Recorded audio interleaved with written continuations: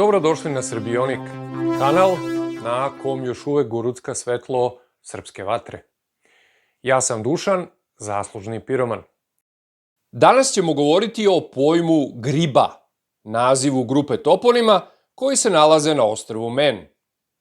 Ovo ostrvo predstavlja posed Velike Britanije i nalazi se u Irskom moru, između Velike Britanije i Irske. Pre nego krenemo u priču o gribi, prozborit ćemo par reči o živopisnom ostrvu Men. Ostrvo Men je poznato po svojoj prirodnoj lepoti, peskovitim plažama i tradicionalnoj kulturi. Douglas je glavni grad na ostrvu i predstavlja trgovinski centar kao i sedište kulturnih aktivnosti. Na ostrvu se nalazi najveći vodenični točak na svetu, Lake, koji je korišćen za ispumpavanje vode iz rudnika olova drugom polovinom 19. veka. Na ostrvu Men su i dalje u funkciji parne lokomotive. Sve pomenute odlike čine ostrvo Men popularnim odredištem za turiste i posetioce. Ono je danas čuveno i po trkama motocikala kao i po niskim porezima, tako da mnoge kompanije tu registruju svoja sedišta. Ostrvo je nastalo oko 8000 godina pre nove ere, kada je topljenje glečera izazvalo porast nivoa mora i odseklo Mezolitsku Britaniju od kontinentalne Evrope.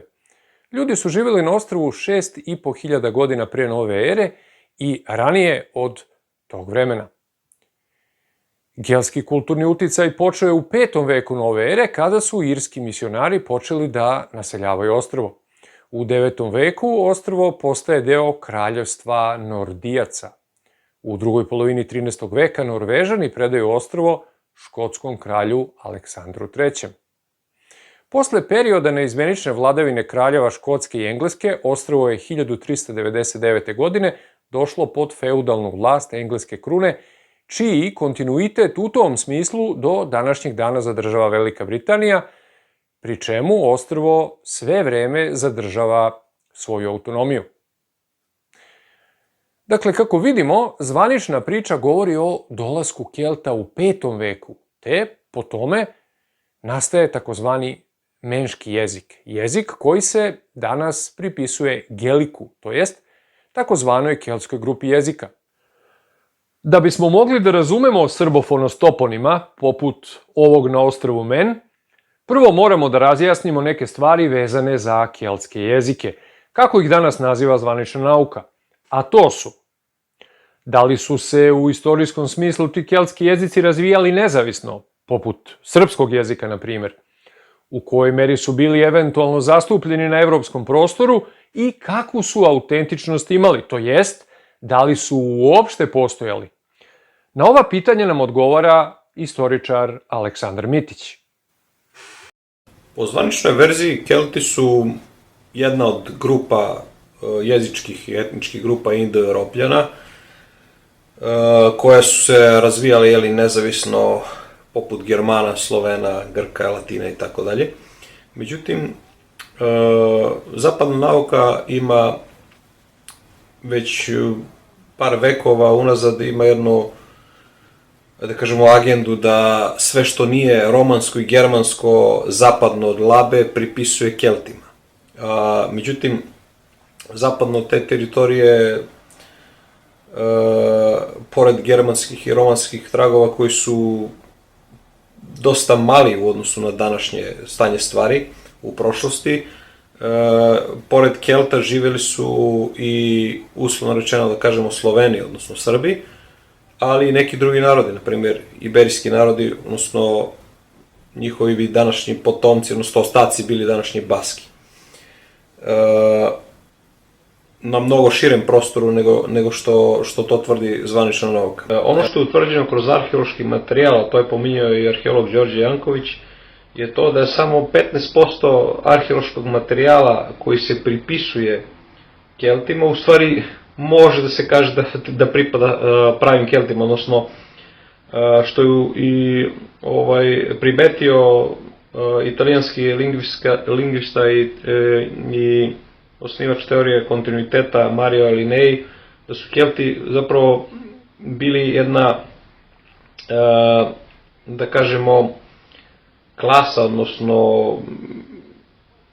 jedna vojna grupa koja je nametnula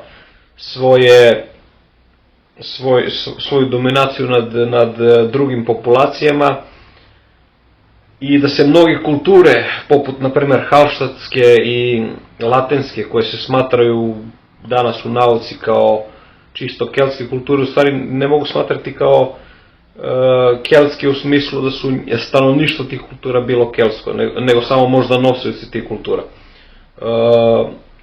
To mi ide u prilog, recimo, a što je istakao i Gasparini u svojoj knjizi Slovenski matrijarhat, da su recimo grobovi iz halštatske kulture, način sahranjivanja pokojnika u halštatskoj kulturi u stvari isti kao i način sahranjivanja kod Slovena, takođe u latinskoj kulturi. Šta to znači? To znači čak i ako su nosioci bili ne Sloveni, odnosno ne Srbi, da je većina stanovništva tih kultura zapravo bilo naša. A kultura halštatska i latinska se prostiru, dakle, gotovo čitava Francuska, Nemačka, Poljska, Češka i tako dalje. Znači, ceo taj prostor centralne Evrope današnje je naseljavala u stvari naša populacija. O tragovima Srba na britanskom kopnu pisali smo u knjizi Praistorija Srba, gde smo jedno poglavlje posvetili toj problematici, a o tome sam detaljno pisao i u svojoj knjizi Srbi, Goti, Sloveni i njihova prapostojbina, gde sam dao u stvari toponime sa nazivom Srb na prostoru današnje Britanije, kao i sa nazivom Vend ili Vind, sa osnovom u stvari Vend ili Vind, koji u stvari zamena za srpsko ime, jer su Vend i Vind u stvari drugo ime za Srbe, odnosno čak i pretpostavka nauke da su nas Germani ili ti takozvani Kelti nazivali Vindima, odnosno Vendima. Dakle, pitanje Kelta ostaje i dalje otvoreno i ono što se pripisuje Keltima očigledno ne može da se uzne doslovno, jer na celom tom prostoru nisu živjeli samo Kelti, nego su živjeli druge populacije. Knjige Aleksandra Mitića možete naručiti na telefon 062 847 3726. Pozovite ili pošaljite SMS ili Viber poruku. Knjige se šalju Post Ekspresom i plaćaju se pouzećem.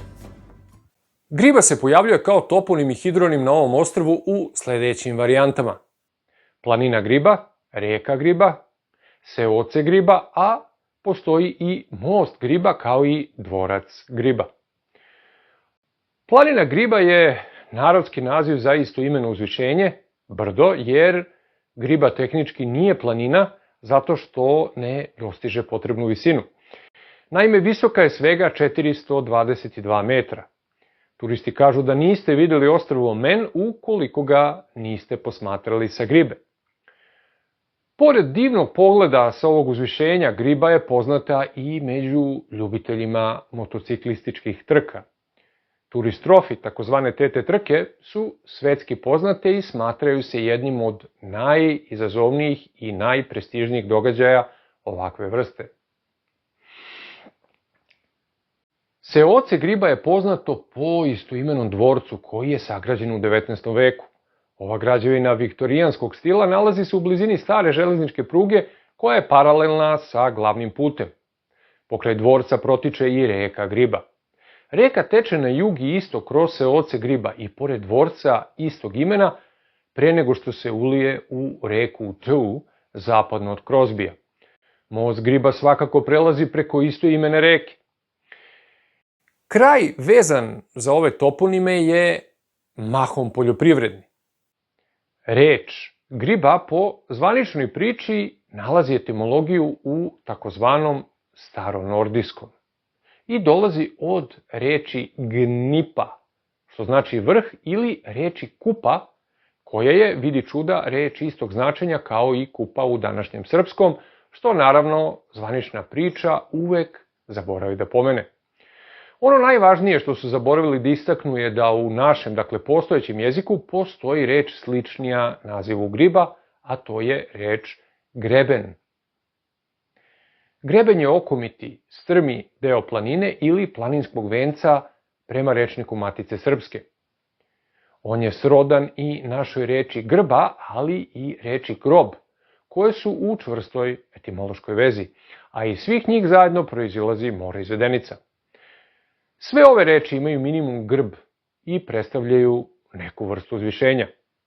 Takođe, one su vezane i za glagol grebati. Greben je naime grubo oblikovala priroda, te on izgleda kao iskopan ili izgreban. Naš jezikoslovac Petar Skok u svom rečniku pominja osnovu grib i oblik gribati, kao izvedbu ikavskog govora, a ovaj oblik je potpuno sazvučan sa toponimom griba. Ako se zapitamo ko bi jednoj planini, to jest uzvišenju, dao ime planina Greben, odgovor na to pitanje možemo potražiti u jugoistočnoj Srbiji, nedaleko od Dimitrovgrada i Pirota, kraj Zvonačke banje, gde se nalazi upravo planina Greben. Dakle, iz ove analize možemo da zaključimo da se ovde ne radi samo o glasovnom poklapanju sadašnje srpske reči sa pomenutim toponimom ostrva Men, nazivom Griba, već govorimo i o dubokoj utemeljenosti reči grb, grba i greben u današnjem srpskom jeziku, dok na drugoj strani imamo obrazloženje zvanične priče, a to obrazloženje dolazi iz mrtvog jezika, takozvanog staronordijskog. Pa vi sami procenite koja od ove dve priče zvuči razumnije. Eto toliko za ovaj put, a ja vas pozdravljam do sledećeg srbovanja na Srbioniku. Rečnik Moravac Grka Zorbe, grčki nastao iz srpskog, i priručnik za svakodnevnu priliku kako razumeti Srbina u sebi, možete naručiti na datu e-mail adresu po naznačenim cenama.